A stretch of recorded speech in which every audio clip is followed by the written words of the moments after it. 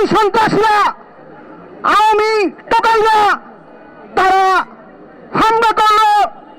তারা জুলাই গণঅভ্যুত্থান পরবর্তীতে এই রাষ্ট্রের রাজনীতিতে মৌলিক পরিবর্তন আনার জন্য যারা প্রবাস ছেড়ে দেশের রাজনীতিতে যুক্ত হয়েছে, সেই ডক্টর তাসলিম জানাকে কিভাবে ন্যাক্কারজনকভাবে স্লেজিং করা হয়েছে, তাকে কি ন্যাক্কার ভাষায় গালিগালাজ করা হয়েছে, আমরা আপনারা দেখেছেন বিভিন্ন মিডিয়ার মাধ্যমে। এই টোকাই, এই সন্ত্রাসী, এই জঙ্গিদের তারা যে ব্যবহার করেছে তা আপনারা দেখেছেন। কিন্তু আমাদের প্রশ্ন, এই সাহস তারা কিভাবে পেল? আমরা দেখেছি এই নিউ ইয়র্ক কনসালটেন্সিতে যারা চাকরিরত আছে তারা সাবেক ছাত্রলীগের নেতা, তারা নাজমুলের কমিটির ছাত্রলীগের নেতা, তাদেরকে দেওয়া হয়েছে এই যারা ডেলিগেট বাংলাদেশ থেকে গেছে তাদের নিরাপত্তার দায়িত্ব। এই জুলাই অভ্যুত্থান পরবর্তীতে আমেরিকার কনসুলেট কি হবে এই ছাত্রলীগের হানাবসনাকে, তা কিন্তু সরকারকে কয়েক ঘন্টা হিসাব দিতে হবে। বাংলার মাটিতে পৃথিবীর কোথাও এই আওয়ামীকে পুনর্বাসন করতে দেওয়া হবে না।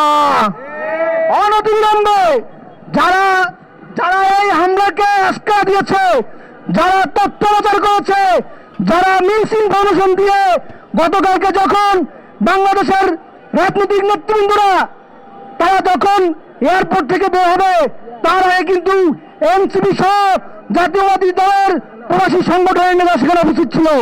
কিন্তু এই ছাত্রলীগের সাবেক নেতারা তাদেরকে বলে তারা নাকি যথেষ্ট নিরাপত্তা ব্যবস্থা হয়েছে, মানে তারা পরিকল্পিতভাবে এই হেনস্থার আয়োজন করেছে।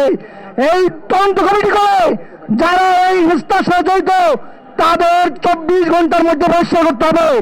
যদি বহিষ্কার না করে তাহলে তৌফিক সাহেব আপনি কিভাবে পররাষ্ট্র অবস্থা থাকেন তা কিন্তু বিপ্লবী শুনি। আমরা কিন্তু আমাদের নয়, আমাদের লড়াই চলমান আছে।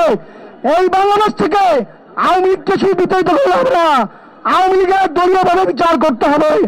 আমরা দেখতেছি, আমরা বারবার বলেছি যে একটা ট্রাইব্যুনাল কিচ্ছু হবে না, কিন্তু এখনো সেই একটা ট্রাইব্যুনালটি 5-7 দিনে বিচার করছে।